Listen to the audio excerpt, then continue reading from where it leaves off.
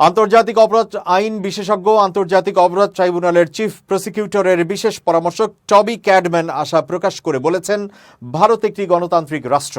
তারা বাংলাদেশের বিচার ব্যবস্থার প্রতি সম্মান জানিয়ে জুলাই গণহত্যার প্রধান আসামি শেখ হাসিনাকে ফেরত পাঠাবে। বুধবার সকালে ট্রাইব্যুনালের চিফ প্রসিকিউটর ও তদন্ত সংস্থার কর্মকর্তাদের সঙ্গে বৈঠক শেষে একথা বলেন তিনি। টবি ক্যাডম্যান বলেন, ট্রাইব্যুনালের যেসব আইন সংশোধিত হয়েছে তা সঠিক হয়েছে। আইনের আরও সংশোধনের প্রয়োজন হতে পারে। সে ব্যাপারে আমরা সম্মিলিতভাবে আরও কিছু বিষয়ে প্রস্তাবনা দেব। শেখ হাসিনাকে ভারত থেকে ফেরত আনার বিষয়ে এক প্রশ্নের জবাবে তিনি বলেন, ভারত যেহেতু একটি গণতান্ত্রিক রাষ্ট্র, আশা করি তারা বাংলাদেশের রুল অব লর প্রতি শ্রদ্ধা দেখাবে।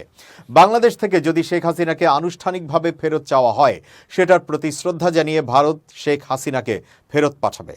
আন্তর্জাতিক এই আইন বিশেষজ্ঞ বলেন, শেখ হাসিনার বিচারের ব্যাপারে বাংলাদেশে যে আইন আছে, আন্তর্জাতিক অপরাধ ট্রাইব্যুনালের আইন অনুযায়ী তার বিরুদ্ধে ফরমাল চার্জ গঠন শেষে রিকোয়েস্টের পর যদি ফেরত না পাঠানো হয়, তাহলে শেখ হাসিনার অনুপস্থিতিতে তার বিষয়ে বাংলাদেশ সরকার বিবেচনা করবে।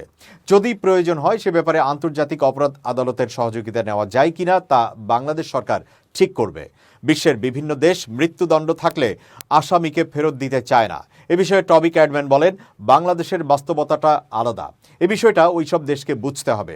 আদালত ঠিক করবেন মৃত্যুদণ্ড দেওয়া হবে কি হবে না।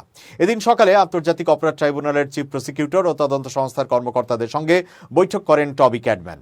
এর আগে বাংলাদেশের আন্তর্জাতিক অপরাধ ট্রাইব্যুনালের চিফ প্রসিকিউটর মোহাম্মদ তাজুল ইসলামের বিশেষ পরামর্শক হিসেবে নিয়োগ দেওয়া হয় লন্ডন ভিত্তিক গার্নিকা 37 ল ফার্মের যুগ্ম প্রধান টবি ক্যাডম্যানকে।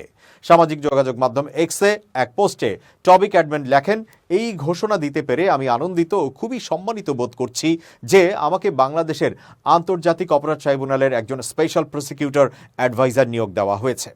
আন্তর্জাতিক অপরাধ ট্রাইব্যুনাল সংক্রান্ত সব বিষয়ে চিফ প্রসিকিউটরকে পরামর্শ দেওয়া বি ক্যাডম্যানের ভূমিকা হবে বলে পৃথক আরেকটি পোস্টে জানিয়েছে টবি ক্যাডম্যানের ল ফার্ম গার্নিকা 37। ছাত্র জনতার আন্দোলনের মুখে আওয়ামী লীগ সরকারের পতনের পর বাংলাদেশে এসেছিলেন টবি ক্যাডম্যান। গত 2 সেপ্টেম্বর প্রধান উপদেষ্টা ডক্টর মোহাম্মদ ইউনূসের সঙ্গে সাক্ষাৎ করেছিলেন তিনি।